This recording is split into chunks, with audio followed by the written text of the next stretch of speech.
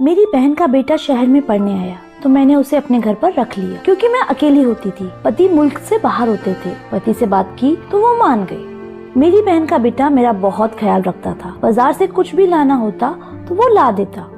फिर मैं एक दिन बीमार हो गई और फिर मेरी बहन का बेटा कहता कि अब आप आराम करना।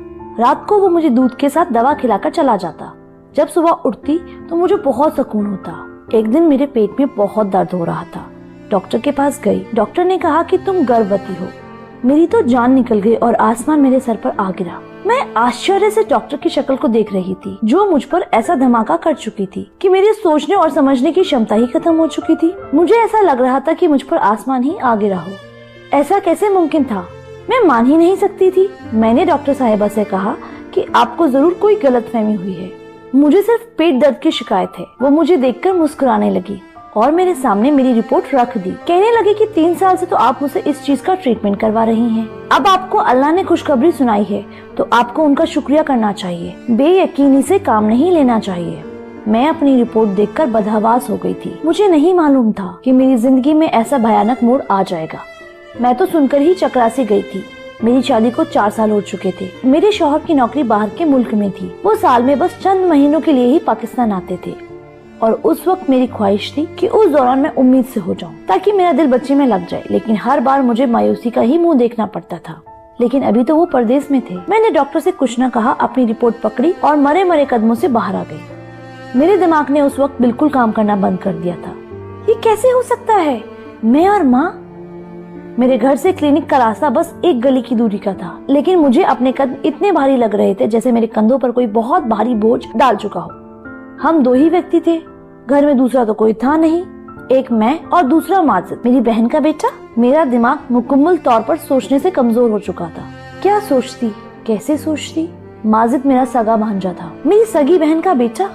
अपनी सोच के ताने बाने से मैं अभी निकल भी नहीं पाई थी कि सामने घर का गेट देखकर मेरे कदम वहीं रुक गए थे। मुझे लगा था कि मैं क्लिनिक से यहाँ तक अपने बेजान वजूद को किसी लाश की तरह घसीट कर लेकर आई हूँ। मेरे गले में इस कदर ग्रह पड़ी थी कि मुझे सांस लेने में भी घुटन महसूस होने लगी थी। मैंने डोरबेल बजाई। माजिद ने ही दरवाजा खोला। मैं घर के अंदर दाखिल हुई। मुझे देखकर वो मुस्कुराने लगा। मेरे घर के अंदर दाखिल होते ही वो कहने लगा, खाला आज आपने आने में इतनी देर कर दी। मैंने पहले तो आपका खाने पर बहुत इंतजार किया लेकिन फिर मुझसे भूख बर्दाश्त नहीं हुई, इसलिए मैं तो खाना खा चुका हूँ। आपके लिए खाना लगा दूं? वो मुझसे बातें करता था। मेरी सबसे बड़ी बहन का बेटा जो कि जॉब के सिलसिले में यहाँ शहर आ गया था और पिछले कई माह से यहाँ मेरे पास ही रह रहा था। मेरे शौहर को भी इस बात से कोई एतराज नहीं था। मेरे शौहर मेरे कजन भी थे। इस रिश्ते से जीजी और माजिद भी बहुत बेतकल्लुफ से थे। माजिद के बारे में सब कुछ जानते थे, बल्कि वो तो बहुत खुश थे। उन्हें मेरी फिक्र नहीं सताएगी। खाला कहाँ खो गई हैं? माजिद की बात पर मैं चौंक सी गई।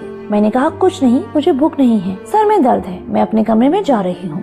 मैं माजिद से यह कहकर अपने कमरे में चली गई। अपनी रिपोर्ट दराज में रखी और अपना बेजान वजूद लिए बेड पर बैठ गई। मेरी सोच खत्म हो चुकी थी। माजिद मेरा सगा भांजा था, मेरी बहन का बेटा। उसके बारे में मैं ऐसा सोच भी नहीं सकती थी। मैं बहन भाइयों में सबसे छोटी थी और आपा सबसे बड़ी। जब उसकी शादी हुई मैं उस वक्त 8 साल की थी और जब आपा के घर माजिद पैदा हुआ मैं 10 साल की थी। मेरे आपा का ससुराल काफी मजहबी था। 5 वक्त नमाज पाबंदी से पढ़ी जाती थी और माजिद भी नमाज मस्जिद में जाकर ही अदा करता था। ना मुझे अपनी आपा की तबीयत पर शक था और ना ही माजिद के किरदार पर शक कर सकती थी। लेकिन जो रिपोर्ट मेरे हाथ में थी, मेरा सारा शक माजिद पर ही जा रहा था, क्योंकि मेरे और माजिद के अलावा घर में कोई तीसरा आदमी था ही नहीं जिस पर मुझे शक होता। मैं अपना सर दोनों हाथों में लेकर बैठ गई। मुझे याद आने लगा कि पिछले कई दिनों से माजिद मुझे दूध के साथ दवा देता, जिसे खाकर मैं गहरी नींद में सो जाती और सुबह जब मैं उठती तो मैं बहुत खुश होती हूँ। क्या माजिद मुझे नींद की दवा देता है और मेरे सोने के बाद कुछ करता है? टिप टिप आंसू मेरी आंखों से गिरने लगे। मेरे गले में आंसुओं का गोला था, जिसकी वजह से मेरे अंदर घुटन सी बढ़ती जा रही थी। क्या सगे रिश्ते इतने नापायदार हो चुके हैं कि हवस के आगे कुछ भी नजर नहीं आता? मैं उसकी खाला हूँ, यानी कि माँ की बहन, मतलब माँ ही हुई। वो मेरा खास है, मेरा उससे पर्दा भी नहीं है। कैसे वो मेरे बारे में ऐसा सोच सकता है? कैसे उसका दिल उस गुनाह के लिए मान सकता है? मैं बहुत रो रही थी। इसका अंदाजा शायद कोई लगा ही नहीं सकता था जो मैं सह रही थी। एक नाकाबिले बर्दाश्ती हालत थी। मुझे याद आने लगा कि जब वो बचपन में आपा के साथ में होता था तो मेरी गोद में आ जाता था। अपनी तोतली जुबान में मुझे खाला के बजाय ताला ताला कहता था।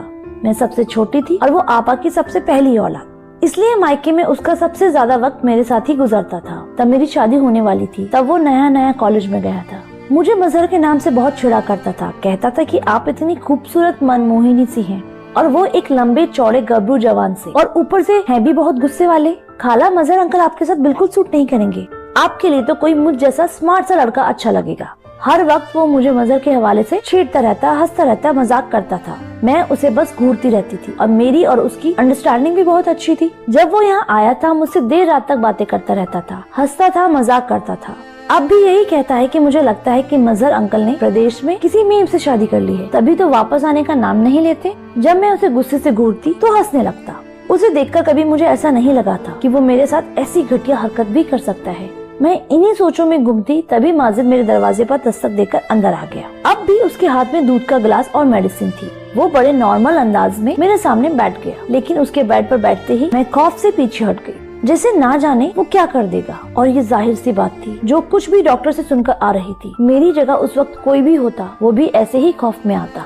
मैं अकेली उस वक्त माजिद के साथ उस घर में मौजूद थी। वो मुझे यूँ डरा हुआ देखकर हैरान हो गया था। क्या बात है खाला, आप इतना घबरा क्यों रही हैं? सब खैर तो है ना? ये दूध पीजिए और आराम कीजिए। माजिद ने मेरी तरफ दूध का गिलास बढ़ाया। मैंने गिलास उसके हाथ से लेकर साइड पर रख दिया और सख्त लहजे में उनसे कहा, जाओ यहाँ से, मुझे नींद आ रही है। क्योंकि मैं जानती थी अब वो मेरे पास बैठकर अपने ऑफिस के किस्से सुनाएगा, और जब तक मेरी आंखें नींद से चूर न हो जाएंगी वो उठकर बाहर नहीं जाएगा। मेरे सख्त लहजे पर वो घबरा सा गया, कुछ हैरान भी था। क्या बात है खाला, आपकी तबीयत तो ठीक है?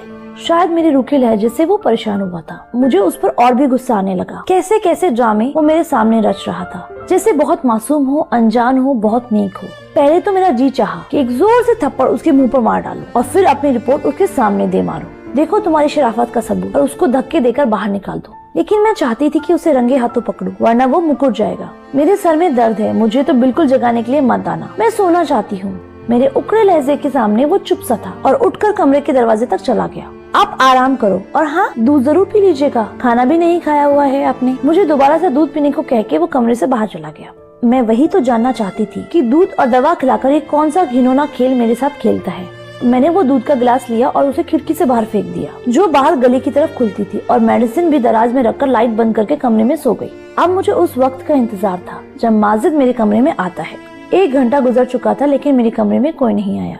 उसका इंतजार करके तंग आ चुकी थी और मुझे नींद भी आने लगी थी, इसलिए सोचा कि खुद ही देखाऊं कि वो क्या कर रहा है। मैं उठ के अपने कमरे से बाहर निकली तो आंगन भी खाली सा था। सामने का कमरा माजिद का था। मैंने धीरे से जाके जब उसके कमरे का दरवाजा खोला तो मेरे होश ही उड़ गए। मैंने उसके कमरे का दरवाजा धीरे से बंद कर दिया और दबे पांव अपने कमरे में आ गई। मेरे जहन में वो वाकयात गुजरने लगा जब आपा का मुझे पहली बार फोन आया था। कहने लगी, माजिद शहर में नौकरी करना चाहता है, लेकिन तुम जानती हो कि मैं इस हक में नहीं कि उसे हॉस्टल में रहने की इजाजत दूं।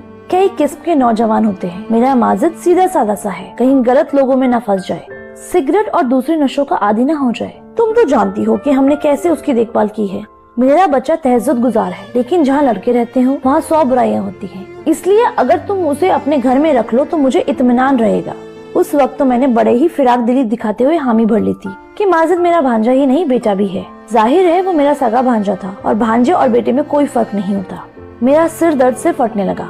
मेरा भांजा उस वक्त अपने कमरे में बैठा सिगरेट पी रहा था। मेरी तरफ उसकी पीठ थी, इसलिए वो इस बात से अनजान था। मेरी आपा दिल की मरीज है। अगर वह सच जान जाएगी माजिद ने मेरे साथ क्या किया है, शायद सुनते ही मर जाएगी। लेकिन मैं सोच सकती थी कि माजिद को सुबह ही कह दूंगी कि वो अपने रहने का इंतजाम कहीं और कर ले। मैं उसे अपने घर पर नहीं रख सकती। मैंने अपना कमरा लॉक किया और सो गई। सुबह मेरा दरवाजा बड़ी जोर से धड़धड़ाया गया। मैं उठी और दरवाजा खोला। जब मैंने दरवाजा खोला, सामने देखा माजिद मुझे बहुत गुस्से से देख रहा था। दरवाजा क्यों लॉक किया था आपने खाला? उसका मुझ पर रौब जमाकर पूछना तो मुझे दबा के रख दिया। वो होता कौन था? मुझसे इस लहजे में बात करने वाला? उसे शायद तकलीफ इस बात की हो रही थी कि उसका रास्ता मैंने बंद कर दिया था। जो वो गुनाह मेरे साथ कर रहा था, शायद उसकी तलब ना पूरी होने की वजह से वो यूँ उखड़कर मुझसे बात कर रहा था। मैंने कहा कि तुम होते कौन हो मुझसे ये पूछने वाले? मेरी भी बुलंद आवाज को सुनकर वो कुछ हैरान हुआ। फिर नरम लहजे में बोला, खाला रात को आपकी तबीयत ठीक नहीं थी, मुझे आपकी फिक्र थी। मैं कब से दरवाजे पर दस्तक दे रहा था, लेकिन जब आपने जवाब नहीं दिया तो परेशान हो गया कि कहीं आप बेहोश तो नहीं हो गए हो। इसलिए मैंने दरवाजा खोलना चाहा तो वो लॉक था, इसलिए मैं परेशान हो गया था। आप प्लीज दरवाजा लॉक मत किया करें। मुझे उसकी झूठी फिक्रमंदी और दिखावे की परेशानी देखकर बहुत गुस्सा आया। मैंने कहा कि मेरी फिक्र करने की तुम्हें कोई जरूरत नहीं है, मैंने तीखे लहजे में कहा और अपने कमरे से बाहर निकल गई। अपने लिए नाश्ता बनाया और नाश्ता करके अपने पड़ोस में अपनी एक सहेली के घर चली गई। मेरे पड़ोस में भी मेरी उम्र की ही लड़की रहती थी, शादीशुदा बच्चों वाली थी। जब मेरे मियाँ मुल्क से बाहर जाते वो औरत बहुत ख्याल रखती थी मेरा। मेरी उससे दोस्ती भी बहुत थी। उसके शौहर भी मुझे छोटी बहन जैसा ही समझते थे। जब भी बाजार से कुछ लेने जाते तो मुझसे पूछते कि बहन कुछ मंगवाना तो नहीं है, बिना तकलीफ के बता दिया करो। मैं अक्सर ही उनसे सामान मंगवा लिया करती थी, लेकिन जब से माजिद आया था मैं हर काम माजिद से ही कहती थी। उस वक्त तो मुझे अपने पड़ोस जाहिदा से ही काम था कि मुझे अपना अबॉर्शन करवाना था। मेरे मियाँ 2 माह बाद आने वाले थे। मेरे पास इस गुनाह को खत्म करवाने के अलावा कोई दूसरा रास्ता ही नहीं था, लेकिन मुझे ये नहीं समझ आ रहा था कि जाहिदा से कहूँगी क्या। ना जाने वो मेरे बारे में क्या सोचेगी, लेकिन मुझे किसी न किसी औरत की तो जरूरत थी, वो भी बिना सच बताए। मुझे यह कदम उठाना ही था, क्योंकि अगर आपा को मैं सच बताती हूँ तो वो सह ना सकती। अगर शौहर से सब कुछ कहती हूँ तो वो मुझे कभी अपनी पत्नी न मानता, मेरा घर बर्बाद होकर रह जाता। मैं एक ऐसी कशमकश का शिकार थी कि मैं ही जानती थी। मैंने जाहिदा से कहा मेरे पेट में बच्चा है और मुझे उसका अबॉर्शन करवाना है, इसलिए वो मेरे साथ डॉक्टर के पास चले। वो मेरी बात मान गई। मैं अपने डॉक्टर के पास नहीं गई थी जिससे कई सालों से मैं इलाज करवा रही थी, बल्कि एक नई लेडी डॉक्टर के पास गई और उससे कहा कि वो मेरा एक काम आराम से कर दे तो मैं उसे ठीक ठाक पैसे दे दूंगी। वो लेडी डॉक्टर मान गई, लेकिन उसी रात मेरे साथ कुछ ऐसा हुआ कि मेरी रूह कांप गई। मैंने रात को घर आते ही माजिद से कह दिया कि मैं तुम्हें अपने घर पर नहीं रख सकती हूँ, इसलिए 2-3 दिन में वो अपने रहने का इंतजाम जहाँ चाहे वहाँ कर ले। मेरी बात सुनकर वो हैरान सा होकर रह गया। खाला, ये क्या कह रही हैं आप? मैं क्यों आपको छोड़कर जाऊंगा? मेरा मसला नहीं है, मैं तो कहीं भी रह लूंगा, लेकिन आप अकेली कैसे रहेंगी? मुझे माजिद की मेरे लिए फिक्रमंदी भी खल रही थी। मैंने कहा मैं तुम्हारे आने से पहले भी तो अकेली ही रहती थी, जल्द से जल्द अपना इंतजाम कर लो। वो जवाब में कुछ नहीं बोला, लेकिन चेहरे से परेशान जरूर लग रहा था। मैं अपने कमरे में आकर सो गई। अब मैं कमरा लॉक करके सोती थी। कुछ ही देर में मैं सो गई, फिर मुझे कुछ होश ही नहीं रहा था। रात को जब मेरी आँख खुली तो मुझे लगा कि मेरे बराबर में कोई सो रहा है, लेकिन मेरे कमरे में बहुत अंधेरा था कि मैं उस शख्स को देख ही नहीं पा रही थी। बस ये नजर आ रहा था कि मेरे बराबर में कोई सो रहा है। मैं बुरी तरह से डर गई थी। मुझे जल्दबाजी में कुछ न सूझा तो मैं चिल्लाने लगी। अगले ही पल मेरे बराबर में लेटा हुआ शख्स उठकर बैठ गया। इससे पहले कि मैं बेड से उठकर जाती, उस शख्स ने मेरे मुंह पर हाथ रख दिया। अब तो मैं बदहवास सी हो गई थी। इससे पहले कि मैं अपने बचाव के लिए कोई उपाय सोचती, उस शख्स ने साइड पर रखा हुआ लैंप ऑन कर दिया। उस शख्स को देखकर मैं अपने होश खो बैठी थी। मेरे सामने मेरा शौहर था। मजहर कब घर आ गए थे वो भी बिना कुछ बताए। वो अचानक से आ गए थे। वो मुस्कुराने लगे, कहने लगे तुम्हें सरप्राइज देना चाहता था। जब मैं घर पहुंचा तो माजिद ने दरवाजा खोल दिया था। उसे मालूम था कि मैं आ रहा हूँ, लेकिन जब मैं कमरे में आने लगा तो कमरा लॉक था। मत पूछो, खिड़की के रास्ते से मुझे अंदर आना पड़ा। अजीब हो तुम भी, यहाँ कौन सा कोई गैर था जो तुम दरवाजा लॉक करके सोई थी? मजहर की बात का मैं क्या जवाब देती? मैं उस वक्त बहुत ज्यादा दिल बर्दाश्त हो गई थी, इसलिए मजहर के गले लगकर मैं बेतहाशा रोने लगी। वो तो मुझे यूँ रोता हुआ देखकर समझा कि मैं उसके बिना उदास हो गई हूँ, इसलिए यूँ उन्हें अचानक सामने पाकर रोने लगी हूँ। लेकिन हकीकत तो मैं ही जानती थी कि मुझ पर क्या बीती है। वो मुझे तसल्ली देने लगा। सुबह जब मैं उठी तो मजहर अभी भी सो रहे थे। मैं बहुत परेशान थी। आज मुझे डॉक्टर के पास अबॉर्शन करवाने जाना था, लेकिन मजहर की मौजूदगी में ये मुमकिन नहीं था। अब मैं यह सोचकर परेशान थी कि मजहर से क्या बहाना बनाऊंगी, कैसे बात छुपाऊंगी।